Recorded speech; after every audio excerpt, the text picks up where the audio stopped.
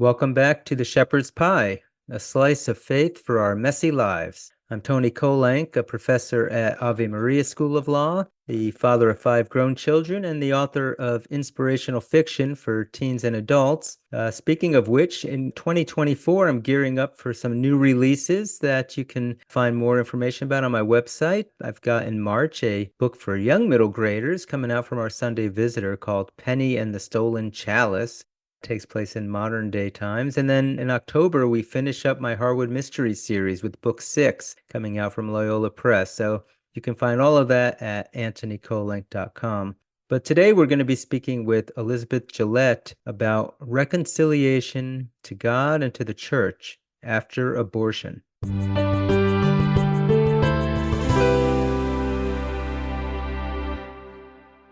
My guest today is Elizabeth Gillette. She writes and speaks about how love conquers the greatest tragedy of our time, abortion. She's the author of Above All, Love, Discerning Ways to Defend Life with Charity and Justice, and that's published by our Sunday Visitor. Like so many women, she experienced abortion firsthand, and that traumatic experience shook her faith and caused devastating side effects. But through the saving grace of Jesus, she found healing and forgiveness, and she's now a passionate advocate for life. And she currently lives in Oregon with her husband and her 4 children. Elizabeth, welcome to the Shepherd's Pie. Thank you so much for having me. It's very exciting to be here. Tell us more generally about yourself and your background and what you do when you're not traveling around the country talking about this issue. Sure. So I actually was born here in Oregon, born and raised. I was baptized as an infant into the Catholic faith and had a beautiful childhood with a Protestant dad and a Catholic mom. Unfortunately, though, growing up, we spent a lot more time doing sports and schoolwork and kind of filling in our resumes as children than we did going to church. So while I had a wonderful, beautiful foundation, I didn't really have a good formation until my senior year of high school. So my senior year of high school, I went through RCIA, and my Easter Vigil in 2006 was the beginning of just a beautiful Catholic life for myself. And my mom was my sponsor, and it was just really amazing. Very cool. It sounds like you came back to the faith as a teenager, and it sounds like everything would have been going just hunky-dory with your faith. Let's talk a little bit more then about your story that has kind of led you to this place. So, like a lot of women in my generation, I was a part of the world. I was a product of public school. I was a product of what we see on television and all of the temptations of the world. And as much as I wanted to be pure and live in the faith and follow all of the rules and learn as much as I could about Jesus, and as much as I felt that he wanted me, I was unable to follow that path without substantial difficulty. I wasn't able to stay chaste, and it led to some really grave and deep sin in my life, to the point where I did end up getting pregnant in a crisis pregnancy and chose abortion with my boyfriend. And you would think that that would be enough to come back to Jesus and, realize that this deep pain that I was suffering from was because of the sin that I had walked into and chosen, but it wasn't. And I lived in that dark place for several more years and continued to choose relationships that were unhealthy, continued to live ignoring chastity and ignoring what Christ was calling me to be. And I became pregnant again, and I carried my daughter. She's 11 now, and she's beautiful and amazing. And you would think that that might be enough, right? But like so many women today, I was seeking for love in a man rather than seeking for true love in what Jesus had to offer me. And I became pregnant again, and I carried my baby to term, and my son is 7 now. And it was at that point with, 1 baby in heaven and 2 on earth that I realized I can't live here anymore. This darkness, I felt completely closed off from Jesus. There was something separating me from him and from all of his graces. And I was depressed. My abortion had given me a very terrible disease, which is post-traumatic stress disorder. I still suffer from that today. And depression and just bad relationships and feelings of unworthiness and guilt. And I was trapped there. I was trapped in the secret of my abortion. I didn't want to give that up. I felt that if I gave it up, then I would have to face it head on. And that's terrifying to admit to yourself, let alone to a priest in confession, and then to share that with friends and family. But I got to a place where I realized that I was either going to die or I was going to go to confession and I was going to ask Jesus to heal me. And I did go to confession. And I remember on my way to the church, this spiritual warfare was going on all around me. And I could hear, in that imaginative place of my soul, the devil was telling me, you could never go through with this. The priest won't forgive you. No one will forgive you. You're a murderer. You chose this. You did this. You are not worthy of anything but what you are right now. And it took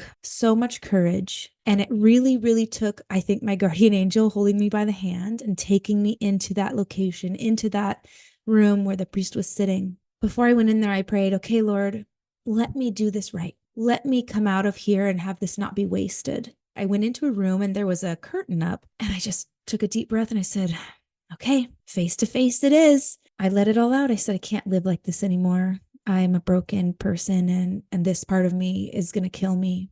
And, I had an abortion and I did that, and I want to die like my child did. And after I received the sacrament of reconciliation, I walked out of that room just completely brand new, like a whole new life was set before me. But I think that I had this misconception that when I walked out, it was going to be easy. But in reality, I still had all of these things I needed to contend with, and all of these habits and all of these ideas. And it was not an easy road. And the road to chastity wasn't easy. And the road to repairing relationships that I had ruined with, my depression or my anger or my guilt, that wasn't easy. It was a road that took many years. Immediately it was worth it because I felt close to Christ again.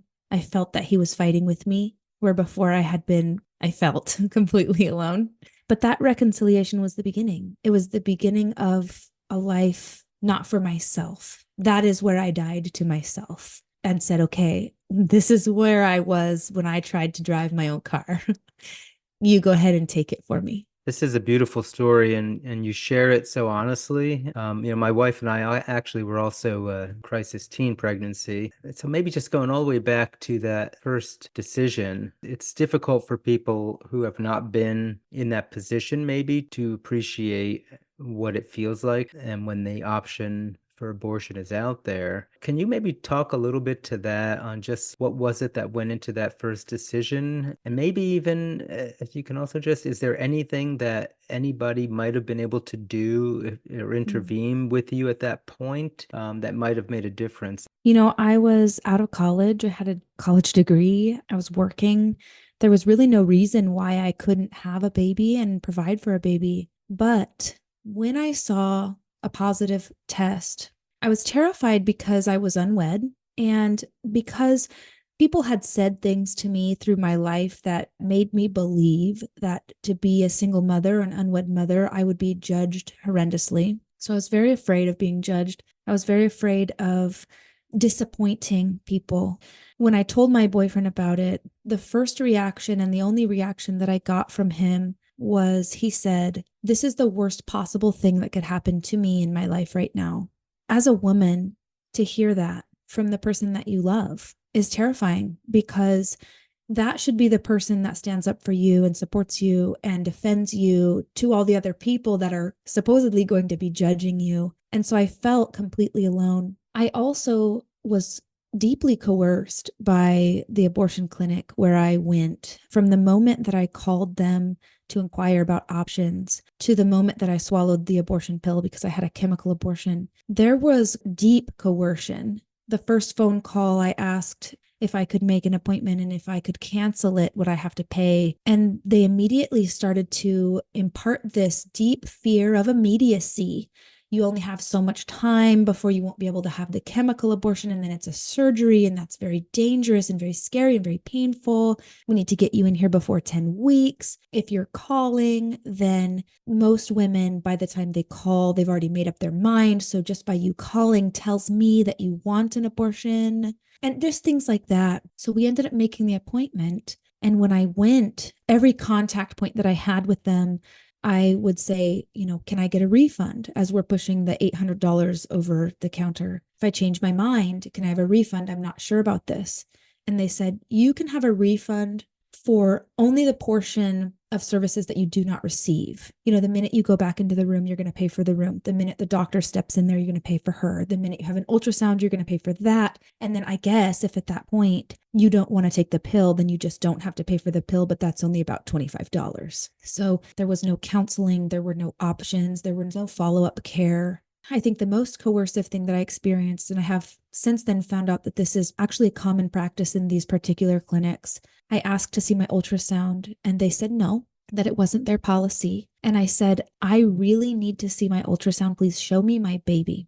And so the doctor turned the screen around so that I could see it. I've had 4 living children since then and many ultrasounds. And when the wand moves, the screen moves. The picture on the screen moves. Well, the wand was moving inside my body, but she showed me a still screen. There was no movement. And she said, oh, I'm so sorry to tell you this. Your baby is already deceased. You're going to miscarry. See, there's no heartbeat. And the shocking thing about this is the way that chemical abortion works is the first pill, you ingest it and it stops progesterone from feeding your baby. Essentially, it starves your baby. And if my child was already deceased and I was going to miscarry naturally, I would not have needed that medication. But yet they prescribed it to me anyway. From beginning to end, this was a very tragic situation. I even remember on my way to the clinic begging God to save me, get me out of here. And, it's a very irrational moment because you're terrified. And I remember thinking, if somebody was standing on the sidewalk praying, that I would just run to them.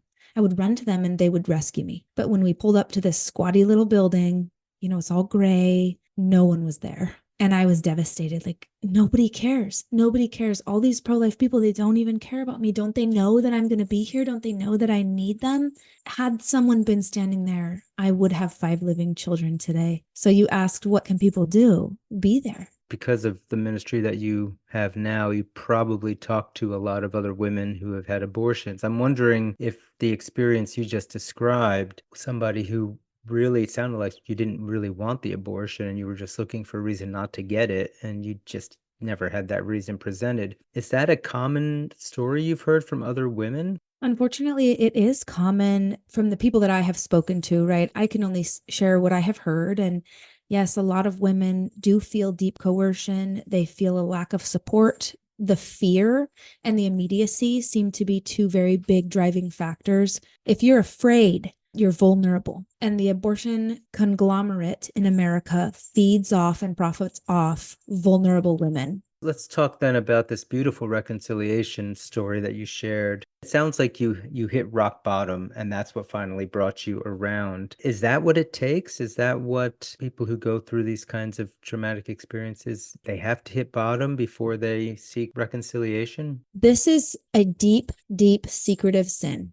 And, the devil owns our secrets, right? If we do not bring it into the light and we do not let Jesus's blood wash over it and we do not let the light of Christ clean that away from us, the devil owns that. So women that have had abortions, and there are many, and there are many in our Catholic faith, many. There are women listening to this right now who are going to feel convicted hearing me speak about abortion because they haven't brought it to the light. They haven't gone to confession. They may not be at rock bottom because they may have a successful family. But what I have found is that these women have difficulty in life, whether it be interrelating with other people or relationship problems with their spouse, or not able to bond well with their living children, or anger issues or depression.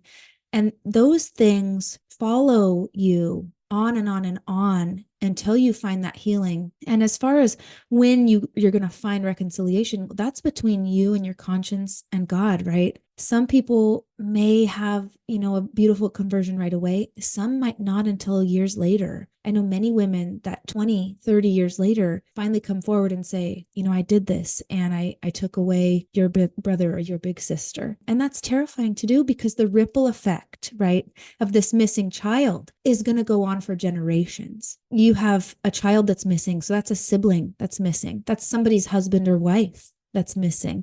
That's somebody's professor. That's somebody's grandmother. That's somebody, we have a generation that's missing millions of people, men and women, who have participated in this atrocity, in this Holocaust. We have to take ownership for what we've done. And how do you reconcile? You take responsibility, right? You take responsibility and you bring it before the Lord and you say, help me fix this. What do I need to do? And he will lead you. And it's hard and it's really scary, but it's definitely possible. Yeah, and it's really amazing what you were saying about the devil owning our secrets. And then I think about like the Planned Parenthood shout your abortion ads. And I'm wondering, actually, in light of what you just said, is there some good in encouraging people to share their abortion? Because at least it's out in the open at that point. Yes, I do encourage women to tell the truth about their choice, right? And I have found also that many women in the Shout Your Abortion movement, which, by the way, we also have one on the pro-life side, and it's called Shout Your Abortion 2, TOO 2. You should check that out because it's pretty interesting. And also the Silent No More awareness campaign has thousands of stories about abortion and true stories of trauma and what has happened to women. So people are talking. And I think that it is important because the truth is the truth. The truth is not relative. So if someone comes forward and says, well, I had an abortion and I don't regret it, truth is truth.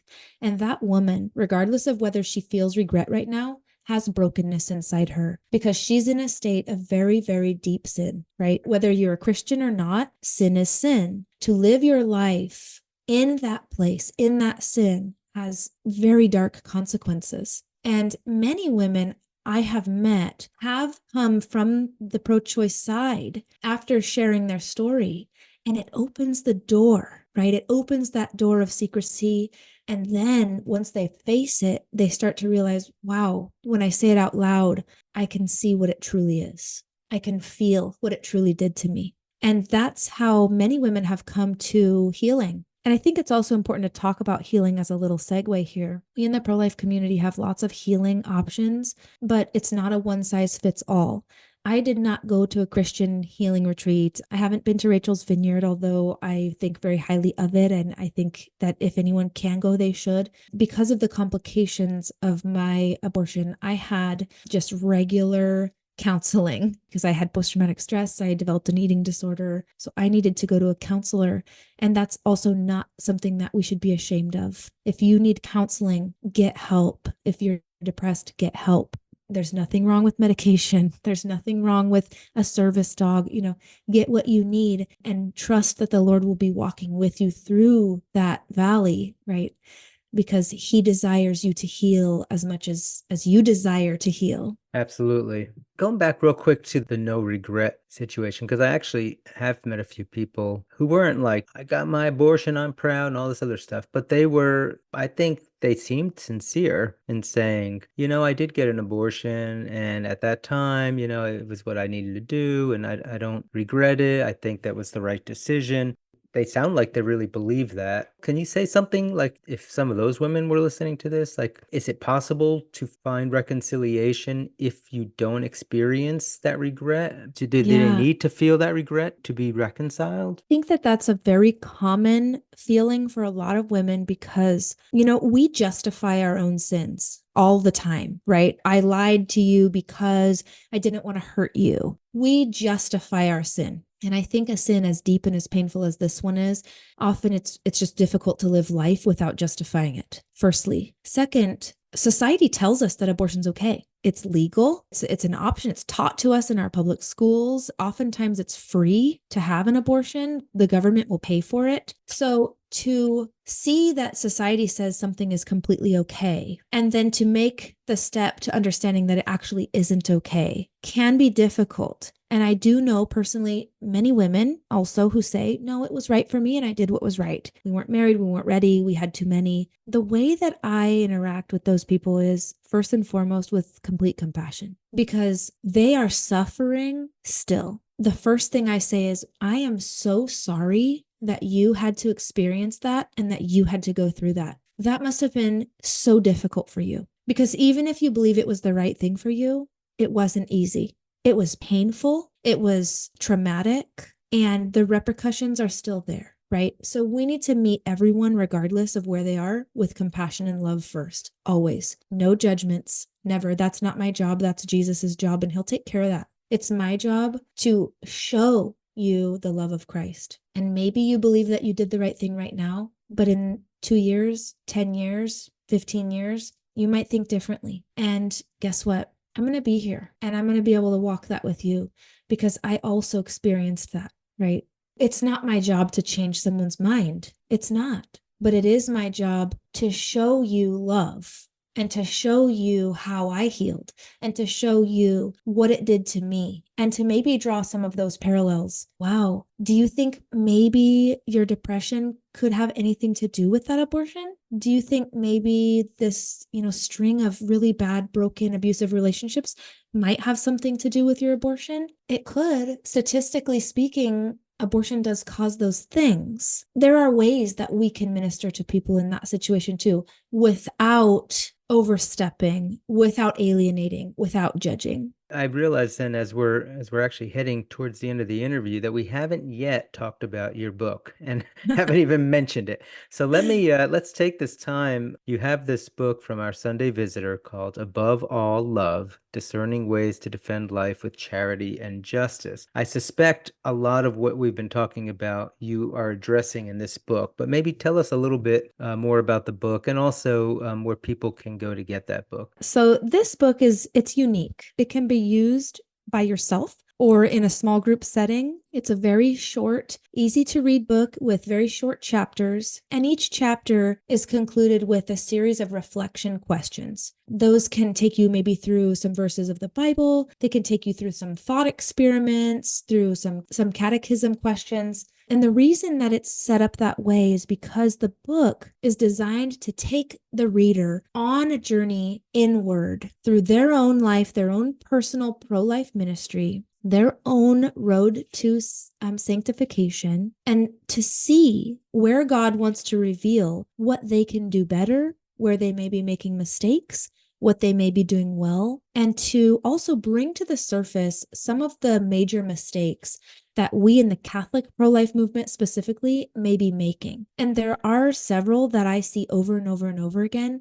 And it's really difficult to save lives when we're making these mistakes. Some of them, for example, could be like just saying hateful things or judgmental things without really realizing that that polarizes us from vulnerable women, or how to address people regarding adoption, because adoption is a really touchy subject for someone who's in a crisis pregnancy. Women often don't have the capacity to even consider adoption. And I have heard multiple times that to give your child up in adoption would be so painful. Women would rather abort their child now and save their child and themselves from that separation. So that's just something that people don't recognize as psychologically going on in these situations. So this book is going to walk you through a plethora of this type of situations and scenarios. And at the end, you're going to find a beautiful examination of conscience and some handpicked prayers to help you on this journey. And I highly recommend that at the end of reading this and doing the study, you go to confession because, that's where my story began and that's where my book ends. The book is targeting the Catholic community. Okay. So my ministry isn't to go out and change people's minds on abortion. We have people that do that and they do that very well. My ministry is to talk to our own flock, our own Catholics, and say, wow, we are able to do this a lot better. And I'm going to show you how to start and how to maybe fix it up and how to get going in a way that's pleasing to God and in a way that's in line with the catechism and the Bible. I'm going to sprinkle in my own story so that you can really emotionally feel what it's like for a post-abortive mom and for someone in crisis. Just open up that dialogue and get the Catholic community thinking about this from a position of compassion and a position of love. So if folks want to get a hold of the book Above All Love, and if they want to learn more about you, where would you like them to go? Sure. You can come to my website, which is Elizabeth Gillette, Gillette, just like the razor, Elizabeth Gillette author.com. And you can purchase the book there. There's links that will take you either to our Sunday Visitors page, that's our publisher, or to Amazon. You can pick it up at Barnes & Noble, Walmart has it. All of the proceeds Mm. from my book go directly to a local crisis center here in Salem. If I sell any books, if I get any check from our Sunday Visitor, it goes right to Salem, right to life. So I like to send people to our publisher because I just love our Sunday Visitors so much. And I had such wonderful editors, and I just want to shout out to them. Yes, I've had a wonderful experience too, because they're doing my Penny and the Stolen Chalice book, and they have been so easy to work with and just so professional and wonderful. So yes, a little shout out to our Sunday Visitor. All right. Final question then, I guess. If you had somebody in front of you and they're like, hey, I have somebody in my life, a young girl who's considering an abortion, what's your best advice for me to do to try to make a difference in that child's life? It's a really good question. Of course, everything is going to depend on each individual situation. But the first thing that we can do as a community is to make sure that her tangible needs are met. Okay. Does she feel safe? Does she have a place to stay? Does she have enough money for food? Does she have someone that's helping take care of her? Is she able to pay for her ultrasounds and her doctor's care? Tangible needs first, because our fears are coming from our needs not being met. Okay. And once her needs are met, that's when we start to go a little bit deeper into how are you feeling about this, right? Do you want to be a parent? Why not? Or why? And at that point, you're building a relationship with her. And she will tell you where she is and what she needs. And maybe, there's somebody in her life that's persuading her to have an abortion, and you can be her defender. I think that happens a lot. A boyfriend or a parent is persuading her or telling her, demanding that she get an abortion. And just having somebody that's on her side is so important. That makes the difference. It really does. Removing fear and giving support. I like to tell people, you do not need to be afraid, because we have guardian angels that are walking along with us that are so powerful. They draw these enormous swords that flames come off of, and they just hack away all the scary things around us, right? We don't need to be afraid. Whatever we're afraid of in a year from now is going to be gone, and it's not going to have mattered. And on the way, you are going to grow past whatever that was scaring you. And if you let fear win right now, fear will steal your child from you. Do not let fear steal your child away from you. Wow. That is a powerful line. This has been so wonderful having you on the show. I really appreciate what you're sharing and your courage and your candor to go out and talk about this. Thank you so much for being on the show today. Thank you so much for having me. It has been just a blessing for me, and I hope it has been for you as well. Well, it definitely has been for me, and I think it'll be for a lot of other people. Unfortunately, that's all the time we have for the show today. We've been speaking with Elizabeth Gillette about reconciliation after abortion. But again, this is Antony Barone Kolenc. You can learn more about me and about my books on my website, antonykolenc.com. But until next time, may God bless us as we rely on our faith to work through the messy challenges of our lives.